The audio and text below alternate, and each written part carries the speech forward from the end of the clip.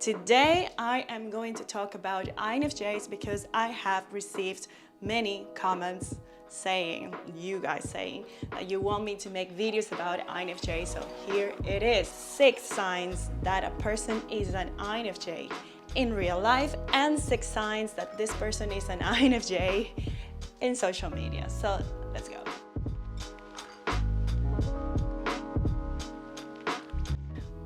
Hello everyone and welcome to this channel. I am your host Mindy and this is Mindy My List, a place for growth. On this channel I make weekly videos about personality types, self-development, lifestyle vlogs as well, because the purpose of everything I do is to help you to become the best version of yourself and to live an inspired life. So sign number 1 that this person could be an INFJ.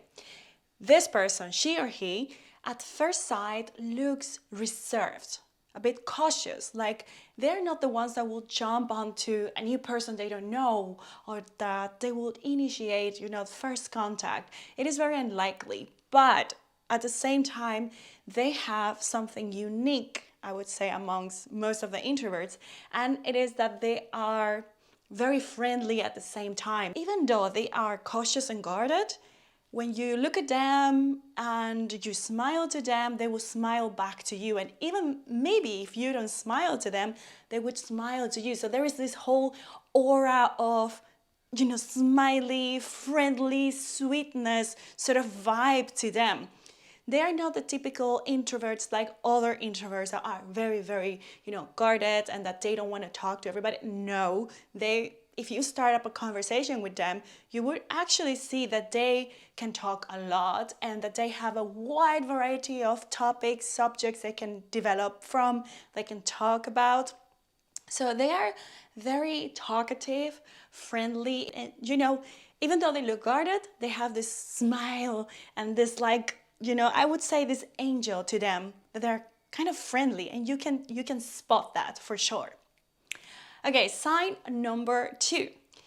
So now you met this person and you realize that even though they are a bit guarded, they are very talkative and smiley and happy, so you think they could be an extrovert.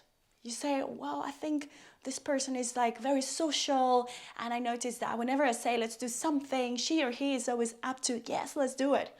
But then, this is the real clue number 2, then they disappear. Then they go silent. Even though, you had this nice interaction and you call them and they were super friendly and they were blah, blah, blah, there will be most likely a time when they will disappear. I don't know, I don't think it's gonna be always long. It depends on what kind of relationship we're talking about. Because if you're dating them, then most likely they're gonna come back to you maybe every day, I don't know. But if it's about a friendship, it can take a bit longer. And you will notice that there is also a sort of pattern I have seen. And that is that if you are the extrovert one, you might be the one who ends up initiating the contact with the INFJ.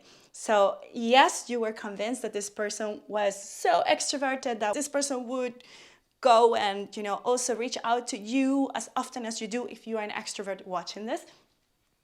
That's not the case with them. They will take their time for themselves, even if you're dating them, even if you, let's say, have this daily contact with them. It is very likely that if you're an extrovert, you will have the need to be more often in touch with them. So they will go back to you maybe once a day when they're not that busy anymore with their jobs or with whatever they're doing, because they don't tend to multitask, sort of. For an extrovert, this could be a clue. If you're an introvert, you might not even notice, okay? Clue number 3. So even though this person looks this friendly and you can talk about everything, blah, blah, blah, she or he do not have many friends. This is another alert. Bam, bam, bam. She or he could be an INFJ, okay? Of course, you cannot take an isolated clue I'm giving you and say, this is the reason why this person is an INFJ, or no, she or he doesn't do this. Try to look it up as a a whole. So maybe if you have 4 at least of the things I'm saying, this could be that this person is an INFJ. But anyways, bear with me. This person is so friendly and, you know, quirky and happy and fun, but she or he have like 2 friends, like 1, 2, or 3, or maybe 4, but maybe on the 4th you even count the brother or the sister or the mother. They are people of very little people. So pay attention to this. Clue number 4. When you have a difference of criteria or you disagree on something, it could be a conversation, it could be the new laws of your country, politics, I don't know. This person would do their best and will most likely always call you out with kindness and politeness because they're considerate about you, even though they're trying to make you change your mind or they're trying to make you see the truth from their perspective, because I'm telling you, you're having a disagreement. This person would be careful to treat you with respect. You know, you will notice some kindness even though you can clearly see that you both are at the edge of the disagreement, okay? But next to this, pay attention because the INFJ tends to, in the midst of a disagreement, tends to agree with you for you two to stop arguing because they don't like conflict. They tend to be a conflict avoidant. I'm not telling you that every INFJ is going to be like this. I'm telling you I have seen this rather often on INFJ, conflict avoidance. So yes, if you're an INFJ and you disagree with this, perfect, put it in the comments. By the way, you all, if you're INFJs, comment please and tell me if you agree or disagree with this, or if you can add up something extra to my points. Sign number 5, that this person could be an INFJ, and this is especially for the female INFJ.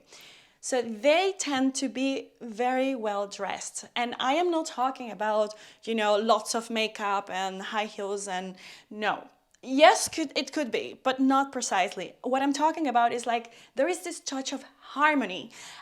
Colors are harmonious, makeup is harmonious, and yes, maybe an INFJ could be a woman who could be into lots of makeup and stuff, and maybe the other could be less into makeup. They have an eye for details, and that will carry out on their presentation, their physical appearance. They tend to go for maybe light colors. There are INFJs that of course go for, you know, like hard, like more strong colors, but there's still this harmony, and you know, there is like a sort of a minimalism sort of vibe to them. They look very well for the details in what they're wearing, and they pay attention that what they're wearing, it is going to represent what they do. I have this producer friend, INFJ, and she indeed wears like strong colors, but that goes very well with her, you know, very interactive sort of personality, because she is all the time on the go with her job, producing stuff and going to events and stuff like that. Whereas I have another INFJ friend who is an architect, and she wears like very light colors, and I swear God, it looks like how she dresses up. It looks like it matches the designs she creates for clients. This observation, as I said, is for female. It could apply to male as well, but particularly I'm focusing on the female side, okay? And lastly, sign number 6 that this person could be an INFJ, it is their cuteness, and they will sometimes even share cute facts of them. Like, I was walking on the street and I saw this cute dog, and the doggy was doing this, and then I stopped and then I gave a kiss to the dog, and that made my day. Like this, like super cute stuff that you almost didn't expect to hear on that day.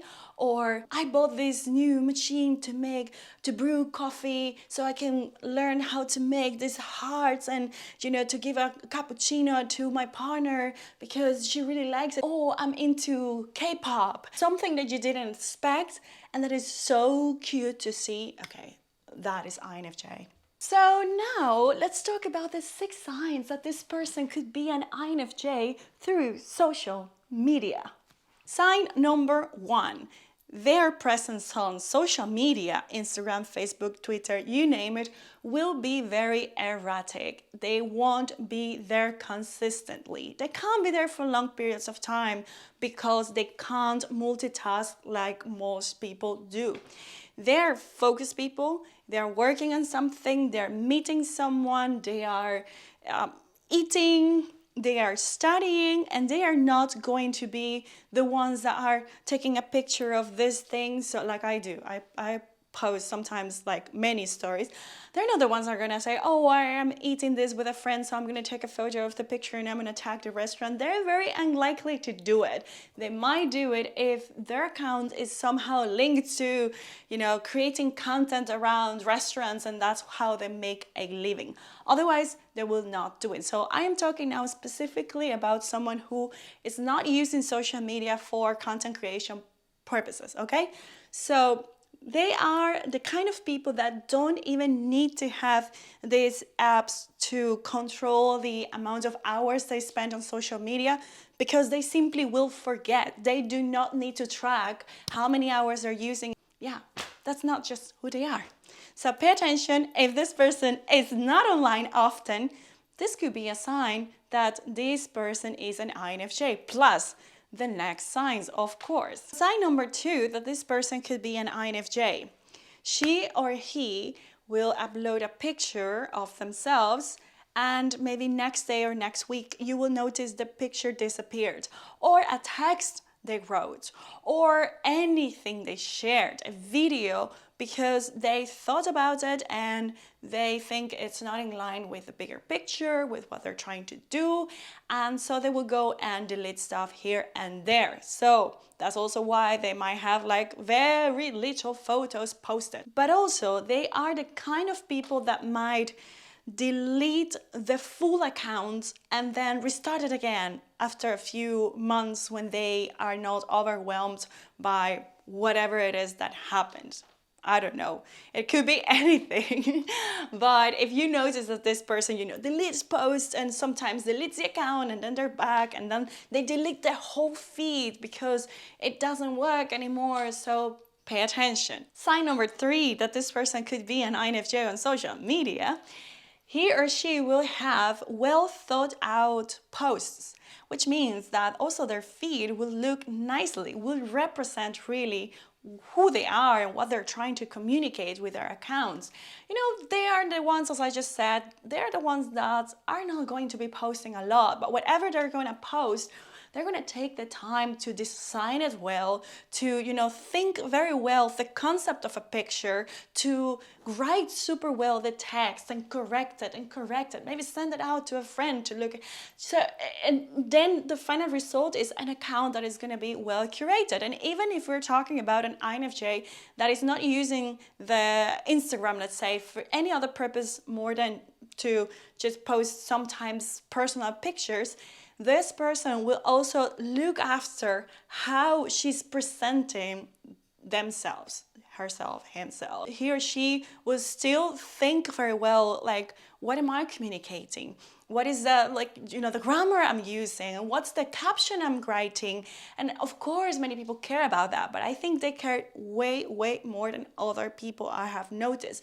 So pay attention to this very, like, well-cared feed, well thought out posts, nice pictures, everything has some meaning behind. That could be an INFJ. Sign number 4.